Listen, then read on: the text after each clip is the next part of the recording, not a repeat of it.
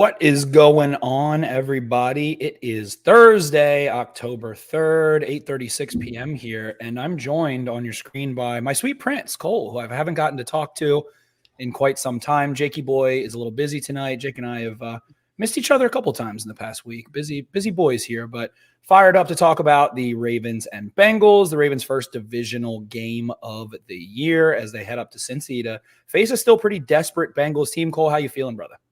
Feeling good, man. Yeah, no, I'm excited for this game. This feels like, I didn't really think about it, but starting off with so many AFC games, I think is one of the key storylines here because, dropping that game against the Raiders, obviously starting 0-2 with that Chiefs game, those AFC matchups become pretty critical when you get to the playoff picture, right? And it comes to tiebreakers. So it's almost like I kind of felt like when we dropped one to the Chiefs, you had to steal one against the Bills, and now you've dropped one to the Raiders, and I feel like you got to steal this one going into Cincinnati. It's an obviously divisional game, which is critical.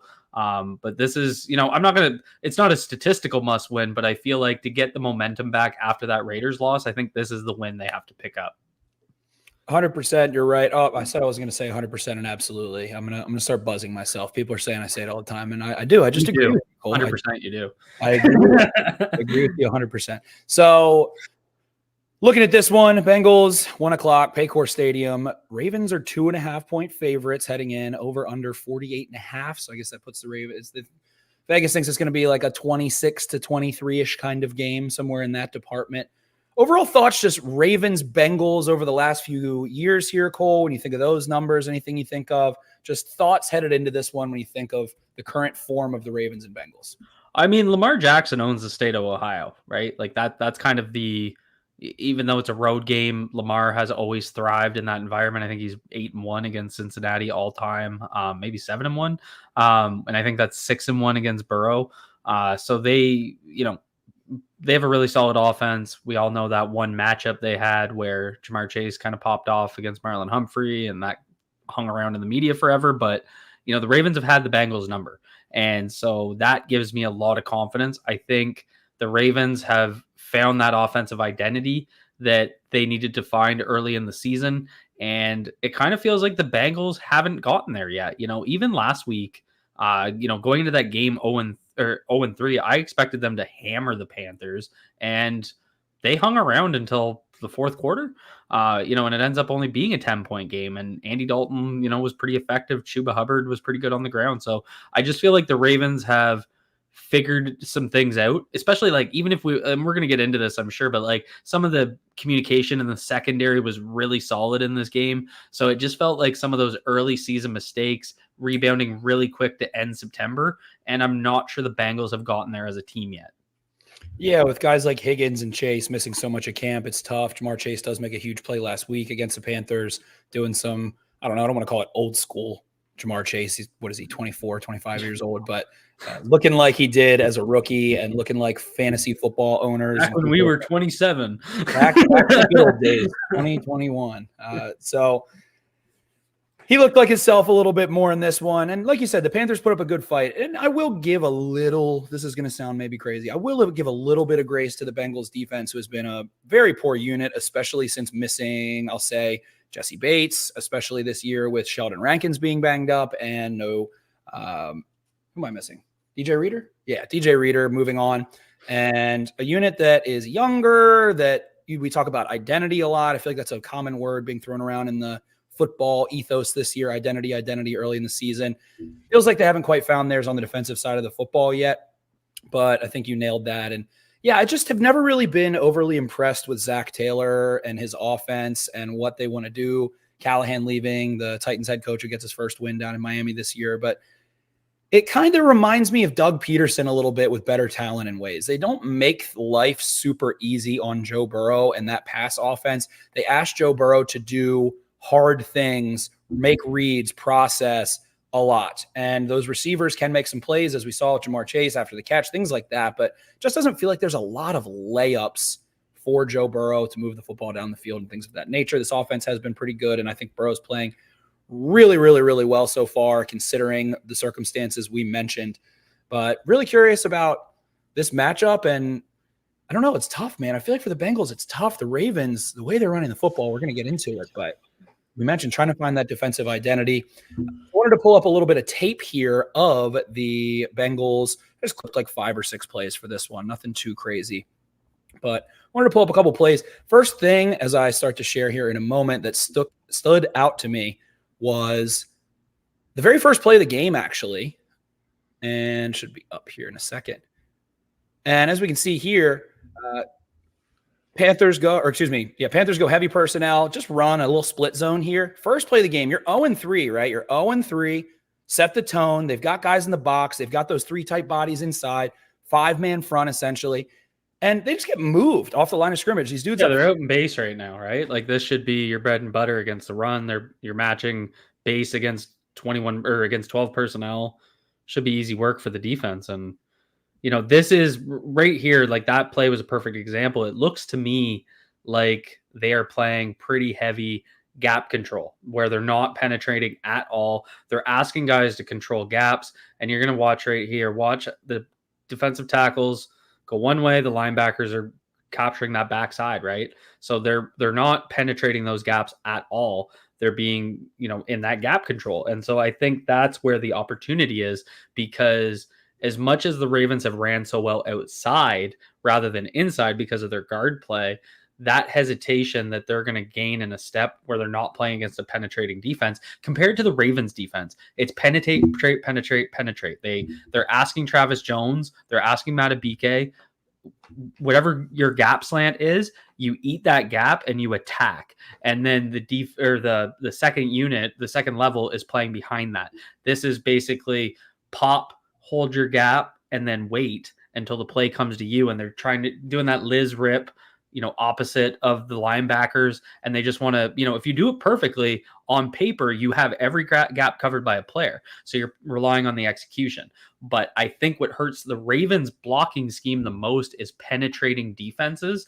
And this is really where I see the opportunity. Chiefs are the perfect example. All they did in that game, especially with their linebackers, was attack gaps. They had that fucking Drew Tranquil guy that lives in my nightmares. And I mean, a converted safety coming down and doing that, but using that type of speed. And again, that's the way the Ravens play the run. That's exactly why they've been successful. Yeah, you make great points there. And especially, what does everybody love to say about Derrick Henry? Don't give him a head of steam. When you're not penetrating, you are allowing him to start working downhill. The Ravens have found their rhythm, so to speak, running a little more pistol, going under center, running the ball a lot to feed Derrick Henry and working the pass game a little bit. So not very impressed. Again, Rankin's out, no DJ Reader. I just don't think they've got the absolute man-eating bodies inside to play that type of game. I think the linebacker, I think Wilson, I think Pratt, I think they do nice things there. But on this back end of the secondary, I do like Cam Taylor-Britt as like a bigger body corner. It just doesn't feel like I see a hunter that is going to go chase and fit and dump. Like, think of Kyle Hamilton, think of Antoine Winfield, think of some of those guys. Geno Stone, nice player. Ravens fans love him, but maybe not anymore, but not really that plus athlete. We have a comment here. Duo is going to hit all day, work those double teams. We see the Panthers work it a little bit. Yeah. I mean, it's duo or inside zone. It's really working basically what they did. And I just got done watching the Patriots game. Really all they did was hitting those backside zone runs. I think PFF charted them as outside runs. And I got to confirm with PFF. I don't know if they chart based off the gap hit or the gap aimed for, because it charted them all as outside runs, but it's an outside zone left and Stevenson would cut back and hit it on the right side. So it was charting as off the right tackle. Do you know what I'm saying? Yeah. Like it's charted as an outside run, but it was really an inside zone because they were just washing their defensive tackles away. And it's really those combo blocks. And that's been the biggest improvement with this offensive line in the last 2 weeks is they've been able to work combos. They've been able to get their guys into the second level, into those linebackers. And I think a lot of that is the type of defense the Raiders had, the type of defense the Chiefs had, downhill attack defenses. I think you're not like the Cowboys can't control gaps at all. The Bills struggling mightily without their linebackers. Like, not surprised that's happened. And just what I'm seeing from the Bengals tape, like, they're not attacking, and that should set up those combo blocks. So yeah, duo is great concept to go to because you take care of those defensive tackles, and based on the way they play, you should be able to get off and get into the second level quicker than if they're going to attack downhill and anchor those double teams. Very well said. And they're basically just sitting back and waiting for blockers to get there, and they don't have, Vince Wilfork to go eat that type of attack. So an interesting point there. I mean, they stink against the run, flat out. They have been dreadful so far. Chuba Hubbard ate them up. Panthers front, which gets a little bit, Ike Ekwonu getting a little nasty in there. They got some dogs in there a little bit, but yeah, it's just asking too much of these guys, and I think they get a lot of crap as players. I don't think the scheme is great for what they have, especially after losing some of their key players. Then into the pass game here. Whoops, there we go. Into the pass game, a lot of just attacking leverage and using aggression against them. This is on 3rd and short. We're going to see a 4th down conversion later. We see the receiver in motion, which bumps the corner out. And we're going to see Andy Dalton be able to get to the top of his drop, get the ball out quickly. The Bengals are playing the sticks here, super aggressive, so you have to give the Panthers credit. Feels like the Panthers is the first drive of the game still. Had a lot of confidence in the coverage rules and tendencies of the Bengals and how to attack them there. The corner ends up basically just squatting at the sticks, turning his body, and we see Andy Dalton get the ball out really, really quickly. The Panthers pretty much attacked outside all game. They didn't really attack anything over the middle of the field, and it felt like the Bengals have done that a lot, back just looking at some passing charts against some things like that. Again, you can just kind of keep an eye on that corner. He's just going to turn at the sticks and completely give up leverage. Deontay Johnson shoots up field after they had to kind of bump out there. What did you see on the back end from this team at all, Cole? Anything like that? Yeah, no, I think you nailed it with, the Panthers came out prepared for their tendency breakers, and that is definitely how they play it. When they play man up, I find they do a lot better because like Cam Taylor-Britt's good and he's able to man up guys outside. Physical dude. I find he's not as successful in zone concepts as he is in man. So that's what I've noticed. Now, the big thing obviously being the teams don't really play man against the Ravens because of Lamar's legs. So, the key is, to me, they've been running this the last 2 weeks. What's been so successful has obviously been the run game, but how they've married that with the play action game, going under center, what they've been able to do in those scenarios. And what I've seen from Todd Monken a little bit more this year than in the past is a lot more levels concepts where, and I mean, naturally that's going to come from just play action passes is going to bring a lot of those crossing routes, in breaking routes, all that good stuff versus his traditional air raid schemes from a shotgun drop back passing. That's kind of what we saw in the first 2 weeks. So, that's what I'm expecting is they're going to continue to work that run game and then pair it with, play action, the play action screens and moving that ball horizontally. And that's really what the difference has been to me is moving the ball horizontally versus what we've seen in the past. But where I think the Bengals have a lot of areas to exploit is in that deep passing game. So that's really what I want to see from Lamar Jackson and this passing offense this weekend is a couple of those deep shots. Like, let's get Zay out there, get him away from his, negative 0.8 ADOT. Let's attack downfield with him a little bit. They did it last year in Cincinnati, right? And he had that nuts catch that went for was that a touchdown? I don't think it was. No, I think it was like a 55-yard game that got him down to the 55-yard line. So I'd love to see that. Love to see Nelly get working vertically. Actually, I'd love to see a deep target go to, a guy like Tylan Wallace, a guy that'll get out there and match up with Cam Taylor-Britt and, fight up in the air with him. So, that's a couple of spots where I think they could go away from what they've been doing in the last 2 weeks. When the pass offense has been really efficient, but very short horizontal, under 10 yards. Like, that's really what it's been focusing on. But I have found that when the Ravens have been in pass situations where they've had to drop back and just, I'm thinking that big 3rd down that Zay caught at the end of the Cowboys game with 2:36 left. There was a couple of key moments against the Bills that there's a big 3rd down conversion early. 3rd and 11 went to Nelly for 12. Lamar threw a dot in between the linebacker and the safety. So when they've had to drop back in the last 2 weeks, and I think this is getting lost in the whole play action thing, is they've been quite successful moving the ball. So I don't think that area of this offense is gone. They just haven't had to go to it because they've been dominating on the run game and pairing it with play action. And it's easy football. So people can say things like, the play action merchant and, it's a one read offense in the pass game and all that stuff. It's a bunch of bullshit. But, when the Ravens have had to drop back and pass, they've been successful, but they haven't had to, and they've just simplified their offense because that's just easy football.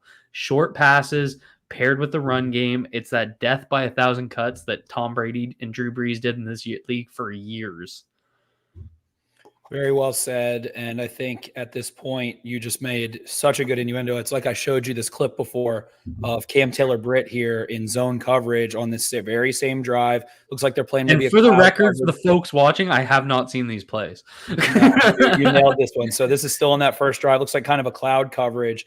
And this is what I meant by Andy Dalton attacking their rules. It felt like or their tendencies maybe. We're going to see the number one go sit down. There's kind of 4 defenders here, right? Over my cursor, you can see there's the strong side linebacker and the point man against trips. They kind of have that underneath inside outside leverage. So number one's going to go sit down. The number 2 is going to run across the field, and Cam Taylor-Britt is just going to go watch. He's just going to get depth and watch a little bit. Xavier Legette is going to go to the boundary, wide open, uncontested. Ball can come out in rhythm hot. Andy Dalton knew what was going to happen there. Absolutely knew what was going to happen. So I think that this Bengals unit, like you said, feels like they want to play a lot of zone coverage, but they don't really have the talent to do so necessarily in this one. And just a big conversion here, down, getting into the low red zone, able to fire right across. And you can see Cam Taylor-Britt at the top of the screen just watching. He's turned inside. There is an outside guy. He has help inside, just completely loses any concept of leverage and rules there, and Andy Dalton can go fire it down. It was funny to see. So the Panthers did move the ball so well to begin the game. I had written down here, it was nuts to watch them, and this is what I felt like really could have prevented the Bengals from potentially snowballing was Panthers end up getting down in the red zone on their opening drive. They run, get like 2 yards. It's second down. They throw a fade to Deontay Johnson. It's third down. Then they go into the gun, light personnel kind of. I think it was 11 personnel, go into a spread, stuffed. They go do it again. They run out of the gun twice on goal to go, stuffed. And really they were just trying to force the Bengals to throw the ball. But I think that enabled the Bengals offense to make a lot of plays. And I had something else coming up here in a minute. I can't remember. Oh, it was just the same pass. Never mind. All right. So, yeah. Anything else that you see on this back end, these linebackers, Cole, before we get into the next play? Anything else that sticks out about this defense? Watch out for the hip drop tackle. That's number one. No, I think that's the biggest thing to me is the Ravens have to keep doing what they've been doing. And I think that while this is a different type of defense, I still think it's very exploitable in terms of using those combo blocks, to get into the second level. I do think that this is one of the better linebacker cores they've played since the Chiefs. I think they play a lot more physical, but the key is they're just not as athletic, right? Like Akeem Gaither-Davis can run for sure, but Logan Wilson, not necessarily the most athletic guy in the world. He's more of that kind of physical throwback Mike. And then I can't think of the other cat's name right now. But I think that's really the opportunity here is, they have to work that run game and then branch the play action off of it. And I think what I'd like to see in that play action game is a couple of those deep shots. And really what's going to be interesting, I think what works to the Ravens' advantage is their pass rush hasn't been very good this year. The only one that's been overly effective is Trey Hendrickson, and he lines up as a right edge on 98% of his snaps. So it's going to be him versus Ronnie Stanley all day. He's always been a tough matchup for Ronnie Stanley because he's kind of that old school power rusher type that's going to get inside, work his leverage. He corners really well while being a power rusher in this weird way. For sure. And that's really where he's taken his step into the elite territory as an edge rusher, right? It's his ability to do a little bit of everything. But he's kind of like, we spent 8 months talking about George Karlaftis, and he's kind of what he was a George Karlaftis. He's what you hope George Karlaftis can become. Exactly. And he hasn't taken that step. He hasn't gotten that outside rush move yet. He might still very effective in its own right. But that's just a different type of matchup for Ronnie Stanley, who's more of the finesse blocker. It's really going to test that ankle sturdiness when he's facing those inside moves. Overall, Ronnie's done quite well against him in his career.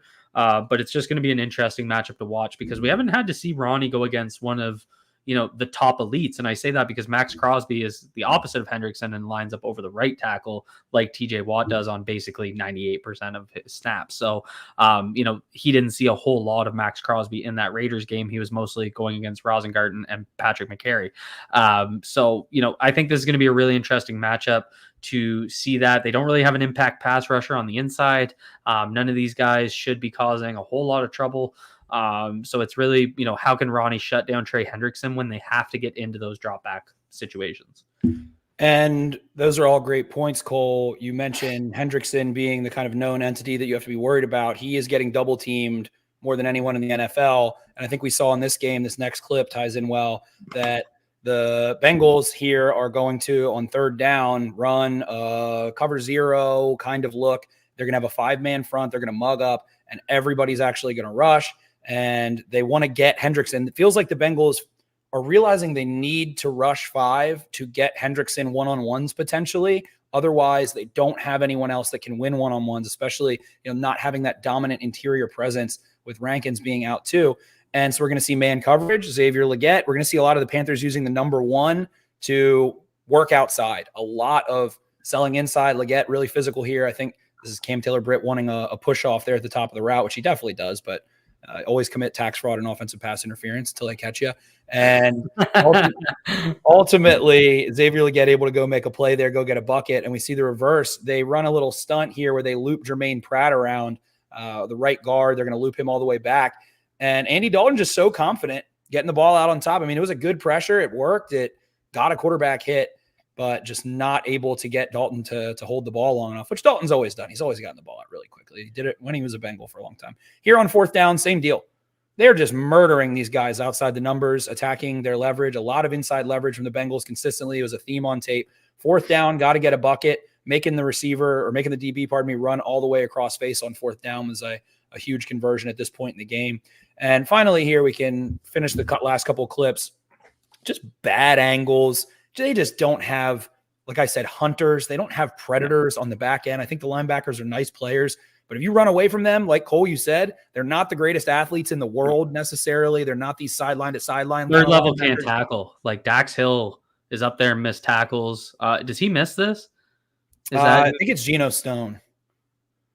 Geno Stone kind of gets ran around, and then I think maybe Britt comes up and makes the play. Yeah. And then we end up seeing another one, Miles Sanders, same area, kind of that low red zone around the 20.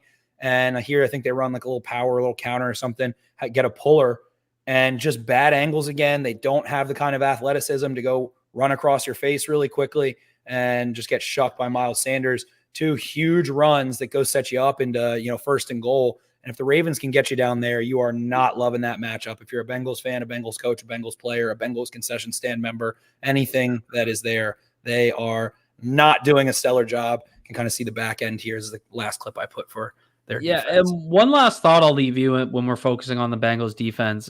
They've been one of the more successful teams at preventing the Ravens from really attacking with the option run game.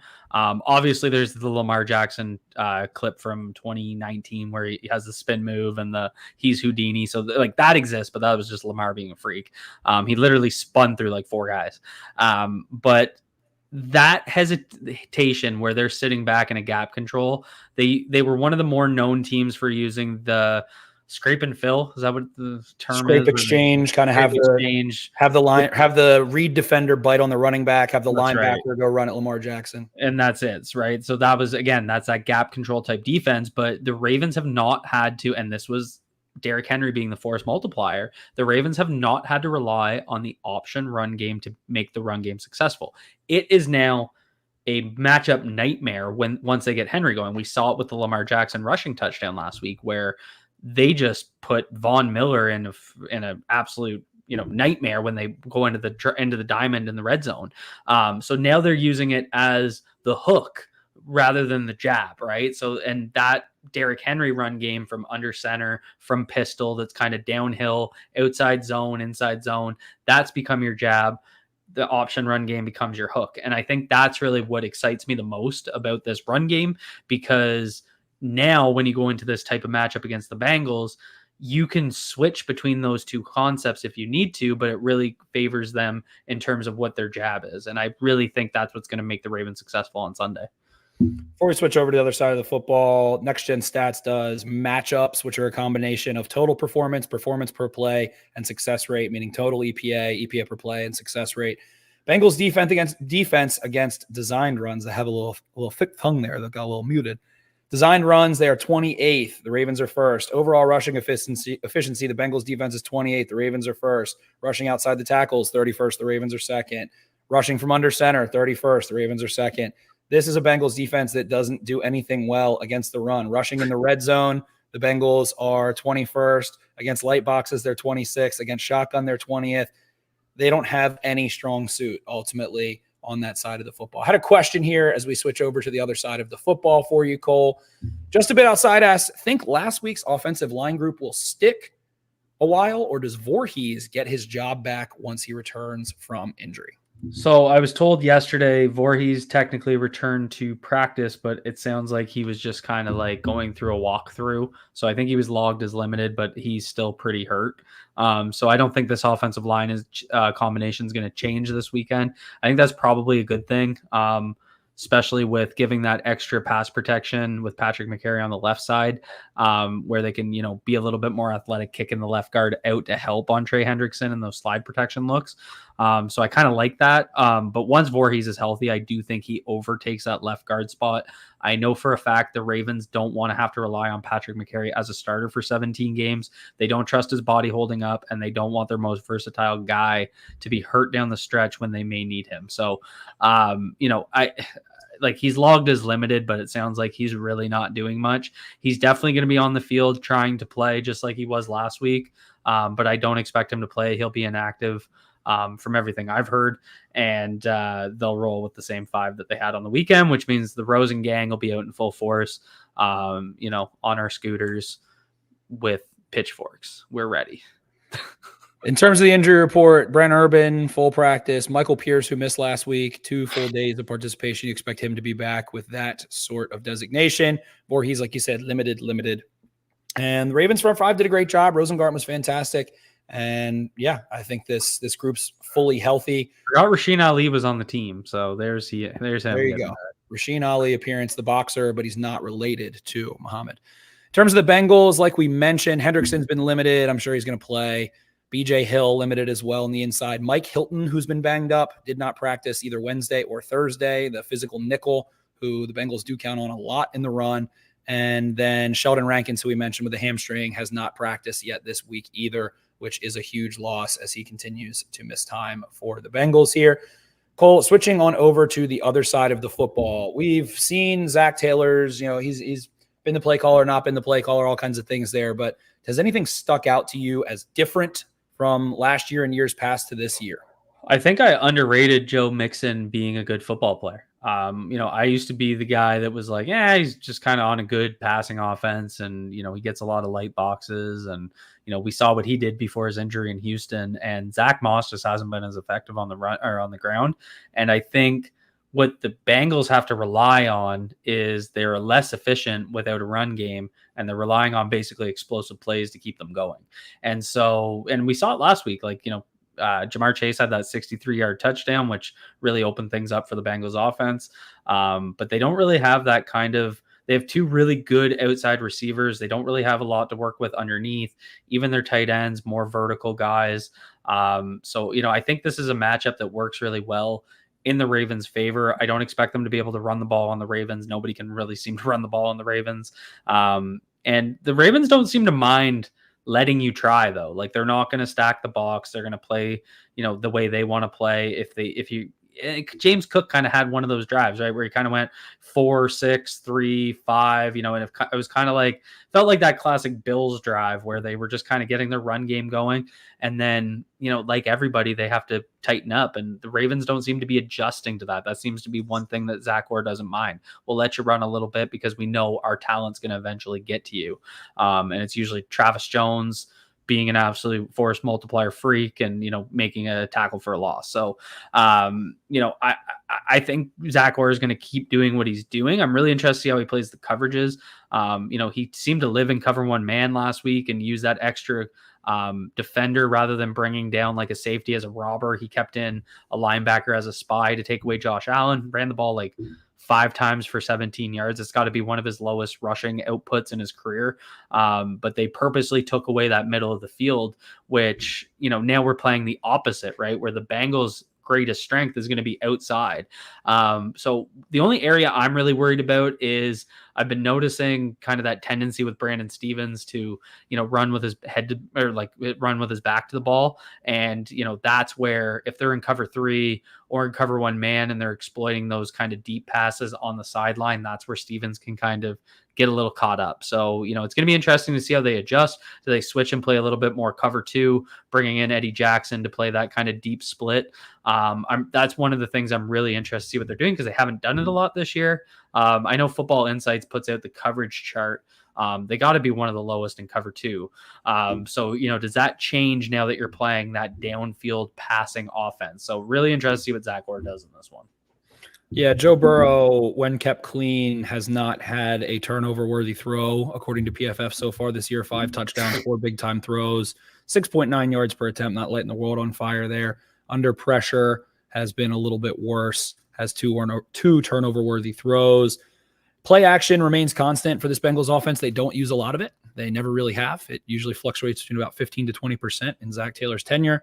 And not a ton of screens out of this Bengals team either at all. Hardly ever. They've run 8 so far this year. Only 5% of their dropbacks have been a screen. So, like I said, a lot of it is Joe Burrow being a smart, highly capable of processing quarterback and them asking him to do so in abundance. This offensive line, Cole, we look at Orlando Brown Jr. is having a nice year so far. Volson, Karras, Kappa, and Amarius Mims, the rookie, who we talked about a ton leading up to the draft as the starter now with Trent Brown on injured reserve. Anything sticking out to you about this offensive line? I've been really impressed with the kind of marriage of, it feels like they set really well considering if it's a quick passing concept or if it's something they want to develop downfield a little bit more. It feels like they're marrying their sets and the depth of the set to the depth of the drop back really well. Yeah, I think one of the things I've noticed is, Amarius Mims is playing hurt. Like that's one of the biggest things I've noticed. He doesn't look like himself. He's a bigger dude, kind of like they have 2 mountains in their tackles. But they do rely on reaching those set points, right? Like that's what we saw for years with Orlando Brown Jr. when he was excelling here.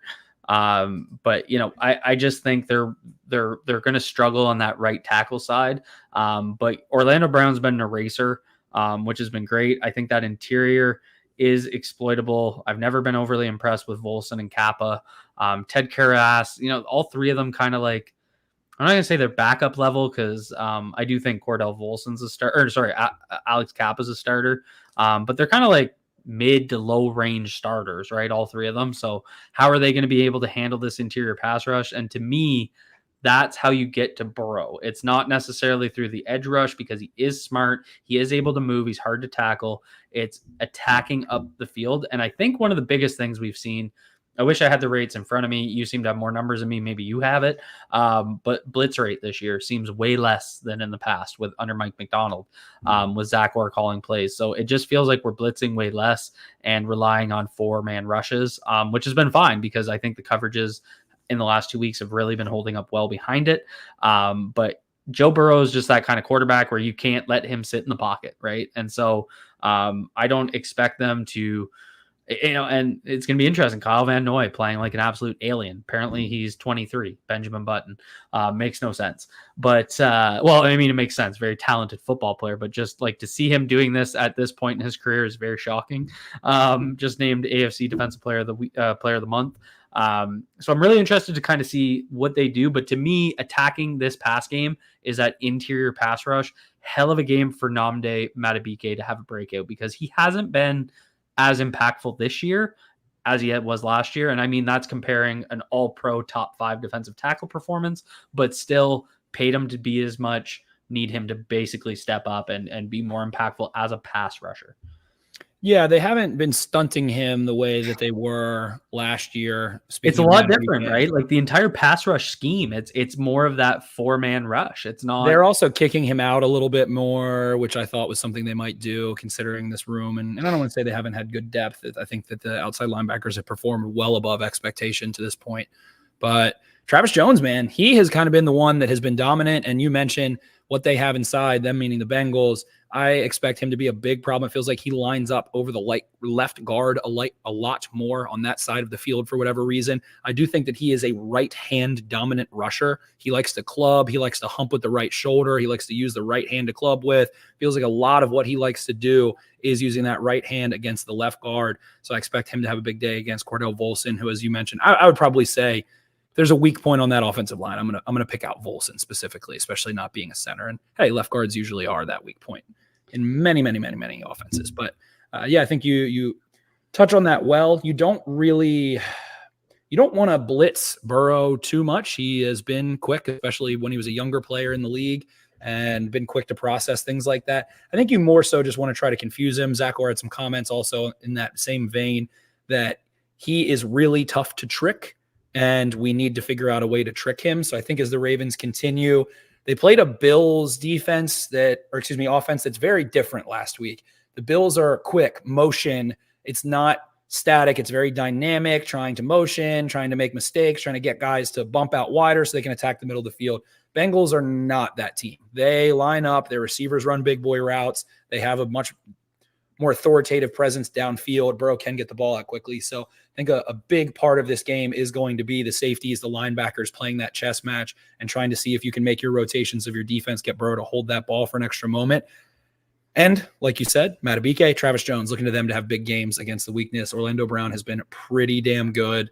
And it's not like a revenge game. I mean, they've already played multiple times or anything, but he's got to have a little extra pep in his step when playing against the Ravens. Maybe he'll be like a Hayden Hurst. He'll have a very average block and then start giving the DX suck it to the sideline. What a fucking sociopath.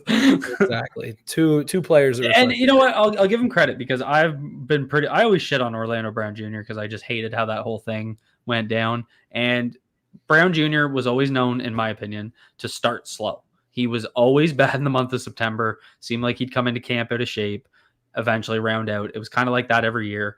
And he had a really good September. He's playing good football. So kudos to him. And finally, since making that full-time transition to left tackle, he does look like that starting caliber top 10 left tackle in the league. So kudos to him for that. We'll give him his respect, his flowers on that. But Kyle Van Noy, go and dip that shoulder. You'll see. Well said. And you mentioned Brandon Stevens earlier. He played Jamar Chase really well last year, was able to kind of match the physicality Chase has at the top of his route. So looking to see if they do move Chase a little bit inside more and try and get him on the other side of the field. The Ravens don't have guys follow. Brandon Stevens is going to play right corner, Marlon Humphrey left corner, bumping in some nickel with Nate Wiggins. And curious, I mean, I'm attacking the rookie, right? Nate Wiggins has made some plays. He's been really good. But to me, I want to see if I can get Jamar Chase and T. Higgins on that rookie who's a little lighter. He has been very aggressive. I think he plays much more physically than his weight and things of that nature. But a little grabby against Dallas, against CeeDee Lamb, having some troubles there at certain points in time. And you mentioned it, Cole, not maybe wanting to play as much man coverage. The Ravens did play a lot more, it felt like, in that Thursday night game that Burrow ended up getting hurt in. It felt like they were running a little bit more man, and it was going pretty well. But curious, that's kind of there's two players that I look at on each side of the ball for the Ravens. How much are they playing determines their game plan. Pat Ricard, Nate Wiggins, to me, are the guys. If it's Pat Ricard, you're running the ball downhill, you're going under center right now, you're going to, pound the football. If it's Nate Wiggins, I think the reason that's a big deal, it's because you want to bump Marlon Humphrey inside and have a corner playing inside more than that to me is the key. And you made this point prior to expecting the Ravens to go a little bit heavier on the inside against the Bills because of the proficiency of Khalil Shakir out of the slot. So getting Marlon Humphrey matched up on him with Tyler Boyd gone. I don't even know who their third receiver is. Are they playing Jermaine Burton as that third receiver? I don't even know who the slot guy is. Andre Isivas plays. Right. He's been a little touchdown machine. They do have Mike Gesicki. Eric All plays a little bit. So not necessarily guys you're going to move Marlon Humphrey in for. So does that mean you see more of, oh my Eddie God. Jackson? Not even Eddie Jackson. Well, you can see Eddie Jackson in the sense of, and I mean, I don't like they seem to want to play dime with Kyle Hamilton as a linebacker, even against base. So like against a 21-12 type personnel. But do they bring Washington in as that slot, leave Marlon Humphrey on the outside to match physicality on physicality with him and Stevens? They'll definitely Wiggins will play, no doubt about it. And I think it's a good matchup for him to go. He kind of manned up Keon Coleman a few times, and that's the type of receiver T. Higgins is, where he's not going to necessarily be a separation merchant, but he's going to be very physical at the catch point. And, we saw Wiggins outmuscle Keon Coleman. Now he's getting a real test. And kind of if Keon Coleman is able to develop, he becomes a T. Higgins type player. I think that's kind of what his ceiling is. That archetype makes sense to me for sure. Right. It's that sort of thing where he's not necessarily going to be running away from you, but when he gets you one-on-one in the end zone, that's a tough ass man to defend. And we saw Wiggins do it. So now he's playing against someone who's much more developed, much better as a football player. So what does he look like in those opportunities? Always good to see that comparison, but I would expect them to go a little bit lighter, I think, with who they put in the slot. This is a game where getting a guy like Arthur Millette back is quite nice because it allows you to do that matchup, right? I don't think Millette would have played a ton against the Bills. I think he'd play a ton against the Bengals because that allows you to get Marlon Humphrey on the outside. And that's really, to me, what I think Zach Orr is doing so well this year. He's really feeling out his personnel. He trusts the guys that are versatile to play them in different spots. And I mean, Mike McDonald did the same thing. So it's not that this is drastically new, but I don't remember Marlon Humphrey being a slot guy as much under McDonald as he has been under Zach Orr. That felt like a very purposeful matchup move last week. So really interested to, and again, that could have been, the 12 personnel heavy Bills attack. They wanted Kyle Hamilton to play, and he basically played inside linebacker all game. So I'm interested to see how he matches up here. But that's what I would expect in terms of tendency and personnel. I agree. And like you mentioned, I mean, Zach Moss is a nice player. Chase Brown, I drafted in a lot of fantasy leagues and a lot of best ball and things like that. He's super explosive, a little bit more explosive than Moss, a little bit more explosive than Joe Mixon was in ways too. The Bengals run game, fine, dandy, it's okay. They can get the ball in space. They like to kind of get the ball to Brown in space. They like to kind of run Moss between the tackles. I've never really been a fan of Zach Taylor's run game. I think that has held this team back. But all that to say, I think this is a game where you do see Kyle Hamilton, bigger bodies in the slot. Trenton Simpson's playing a little bit more snaps here as opposed to the Bills, who are using all that motion and trying to create that sort of chaos. So very different offenses, very, very polar opposite offenses to me in the Bengals, who do not have a mobile quarterback, do not use a lot of motion, do not throw the ball in that way. Josh Allen has a cannon versus the Bengals, who it's, a little bit more of a, I don't know, not that Josh Allen's not a mental pass game and a processor, but that's kind of the entire identity of the Bengals offense is Burrow being able to get the ball to guys on the run after his first read and not all these layups and things like that. And again, not a quarterback driven run game. So or first game against Burrow, I think is fun, interesting after watching what McDonald adapted to after we saw Wink get burned by him, and an interesting opponent nonetheless, as these two teams have been married in many ways, Burrow, Jackson, all that good stuff. So I guess that kind of wraps it up for the most part. What do you see happening in this game, Cole? 1:00 game in Cincy. Sun should be out. Don't think weather is supposed to be a factor. I have to double check here. I hate making these because it's one of those, you and Jake talk about this all the time. Like I'll go into games that they end up blowing a team out and I don't feel confident. And I feel weirdly confident. Like I'm feeling like, and we saw it. Todd Monken had the playbook in his drawers again today. So I'm going to go with like a 31-17 for the Ravens. Like I think it's that type of game. And I hate feeling this way because you're setting yourself up for disappointment. But I think this is, I hate using the I word going with identity because I always hate when the big national channels have these conversations, but I just feel like the Ravens have figured some stuff out and the Bengals are still in that process. But at the same time, Bengals have to be playing desperate. Like this is it must be a statistical must win for them. Like how many teams have started 1-4 and made the playoffs, right? Like none. So, I mean, they're going to be playing at home crowd, nice weather, 81 degrees and sunny. Yeah. And this is one of the last games that they'll have with good weather. Ohio's not very nice. A lot like Ontario, trust me. And, I just, it's one of those games for them, but I'm still going with the Ravens in a landslide.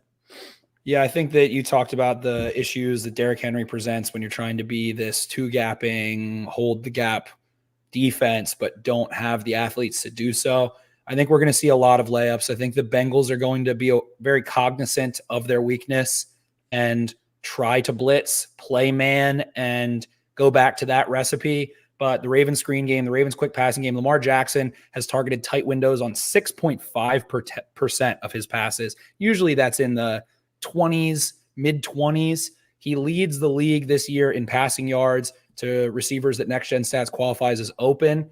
I don't think that the Bengals have the horses on the back end. I don't think that they're going to be able to hold up, have that integrity against the run that they're going to want to have. You have to be terrified. Derrick Henry just ran for 150 and 199 yards, just embarrassed the Bills, who have a more sound system and probably a more athletic front, I'll say, overall. Despite the linebackers that you mentioned, the linebackers super beat up for the Bills, but way better D-line. Way better D-line. Way better D-line, way more like bigger, more physical type of D-line, and just couldn't even do a damn thing. So I think it's going to be a big issue. I think the play action passing is going to kill the Bengals in this one. Just not having those force multipliers on the back end right now. They don't have the scary bodies. Game's been a little bit easier. Lamar Jackson hasn't been pushing the ball downfield. He's been hitting a lot of open targets. It's like Brock Purdy type passing stats in a way when you look at it. And that's what Ravens fans have wanted, right? It wanted it to be easy. I mentioned it's not easy for Joe Burrow. Zach Taylor makes it hard. The offense makes it hard for him. He has to play well. He has to play at a high level mentally just to play above average. So don't like this matchup for the Bengals at all. The desperation. That's the thing, right? Like matchup-wise, this favors the Ravens in almost every aspect.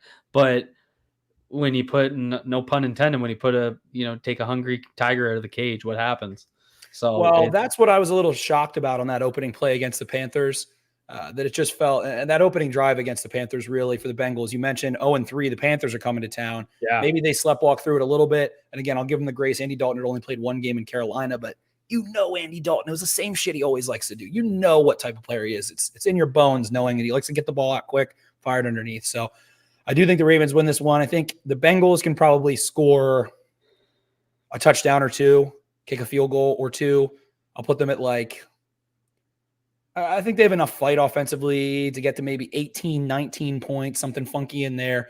But I think the Ravens' run game is going to allow them. They're so good in the red zone at this point, too. It's a joke how good they are in the red zone. Just even the run game. They haven't had to get into the pass game a ton.